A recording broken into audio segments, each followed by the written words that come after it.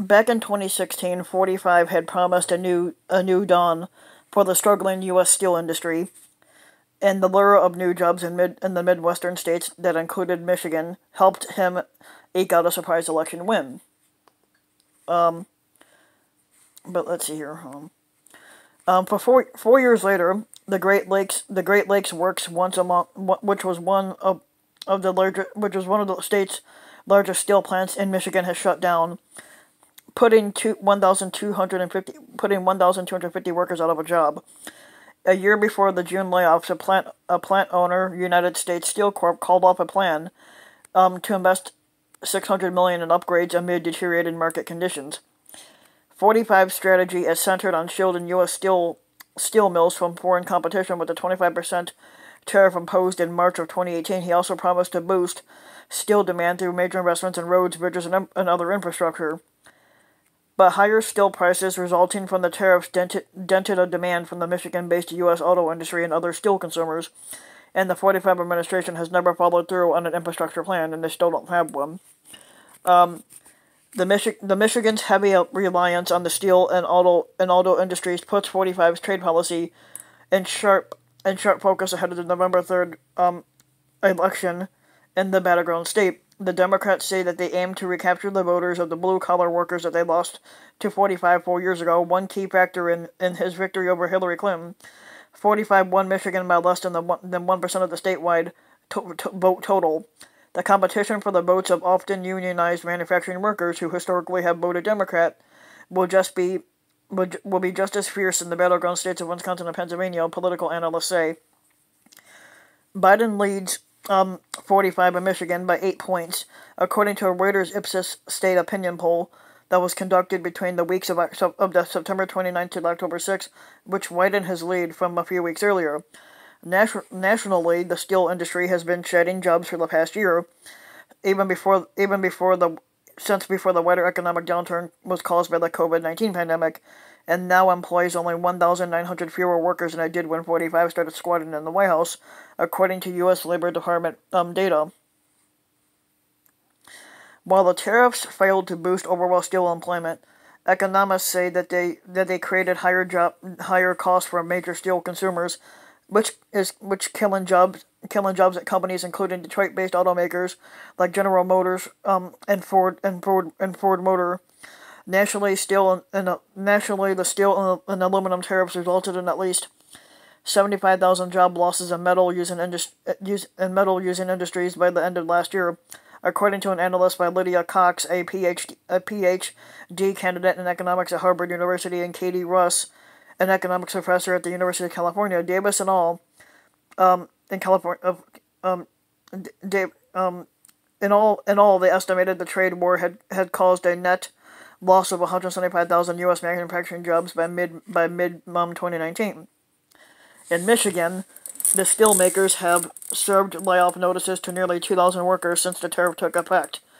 According to a Reuters analyst of the notices steel companies filed with the state's primary metals manufacturing industry, which includes iron and steel mills, employed about 7,300 fewer workers in August than it did in March of 2018, when 45 announced the metal tariffs, according to data from Federal Reserve Bank of St. Louis. The steel industry setbacks account for just a fraction of the job losses in Michigan's manufacturing sector, which now employs about 55,100 fewer workers than it did when 45 started squatting in the White House in January 2017. The U.S. Labor Department data shows the state's automotive industry accounted for 35% of manufacturing job losses, according to the St. Louis Fed. Whether such statistics will change swing state voters' minds remains to be seen.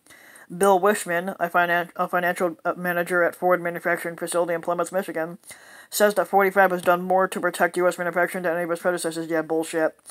He has given a wholehearted effort. Yeah, bullshit. Said Wishman, a repug who voted for 45 in 2016. Big mistake, but, Bob Kemper, a grievance committee chairman at the Great Lakes Works chapter of the United States Steelworkers, which is also known as USW Union, puts the blame squarely on 45 for the job losses. Basically, we don't see any policy that helped us, said Kemper, who was backing Biden. We are losing our damn jobs here. The 1.2 million member United Steelworkers Union, which represents U.S. manufacturing workers in many industries, supported Clinton in the last election and will again back the Democrat this time. Kemper acknowledged that many of his co-workers voted for 45 in 2016, but says that support has diminished along with the fortunes of the Michigan steel industry. 45 made similar 2016 campaign promises to revive the ailing coal industry by rolling back environmental regulations, but that industry's employment has dropped about 9% since 2016 to about 46,000 people, as 66 coal plants, nearly a fifth of the U.S. total, have closed.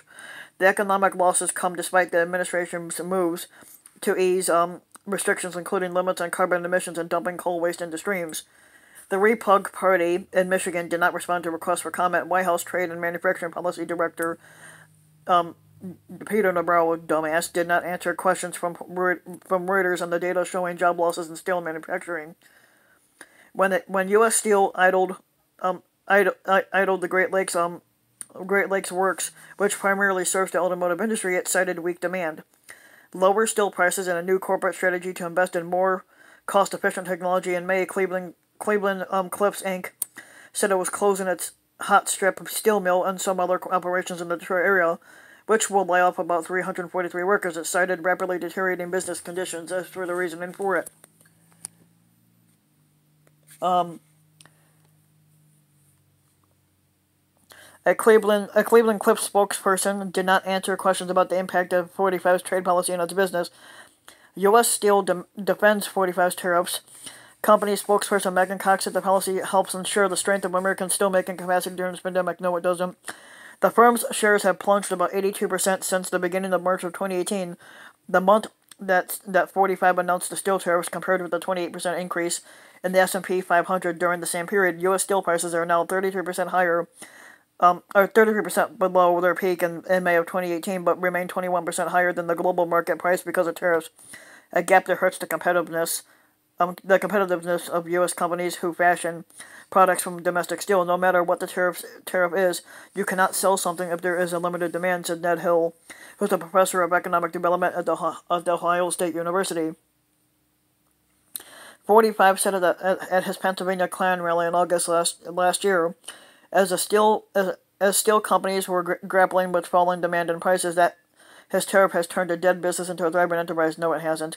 The tariffs did initially benefit companies including U.S. Steel and Nucor by limiting competition and boosting prices. In late 2018, U.S. Steel workers secured a cumulative 14% wage increase over a 4-year period.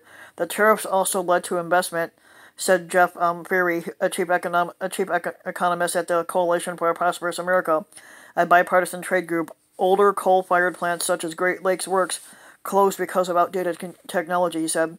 We are not doing this to save individual jobs in the short term, Ferry said of the tariffs. If you grow the industries in the long term, headcount will grow. That's little comfort to the workers that were laid off from Great Lakes Works, who have found it harder to get new jobs amid the pandemic, Kemper wrote. The twin cities of Ecorse and River Rouge, which depend heavily on tax revenue from the plant, are also hurting. The city's mayor said Ecorse used to collect up to $6 million in property taxes from the mill, or half of its revenue, said Mayor Lamar Indwell, who's a Democrat. Many Democrats have supported steel tariffs.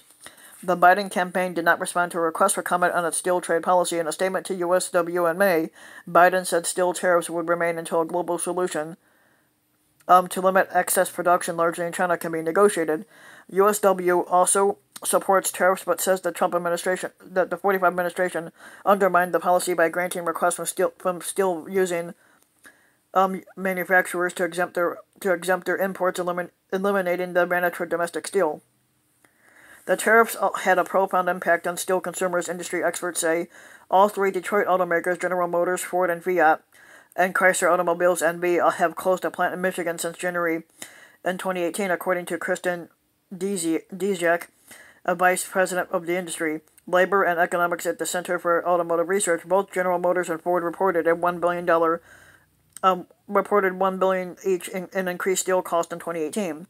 GM declined to comment on the tariff's impact. A Ford spokesperson said that the automaker faced higher raw material costs in 2018 because it buys 95% of its steel from domestic suppliers, while the raw steel prices have since come down. Ford's manufacturing costs are all still elevated because of U.S. tariffs on Chinese-made auto parts. She said retaliatory tariffs from China have also cut the Ford's vehicle exports into that country. Companies further down the auto supply chain have also felt the impact of 45's trade policy. A guy named Jeff Asnavorian, who's the head of the Michigan-based clips and clamps industries, which buys steel from U.S. mills to make metal and tool parts for Japanese and Detroit-based automakers. He said that his company has lost contracts worth up to $3.6 million in the last 2 years alone. Competitors making parts in Canada and Mexico now have an advantage, he said, because steel costs have been lower in those countries. As Naborian has said that he may move some of his business overseas, he says, I need to be in a place where I can buy raw material at a competitive price, he said, and that won't happen. But if you like the video, give the video a like and subscribe to my channel, Rambin Mike, and also hit the notification bell so that you'll be notified when a new video comes out, and thanks for listening.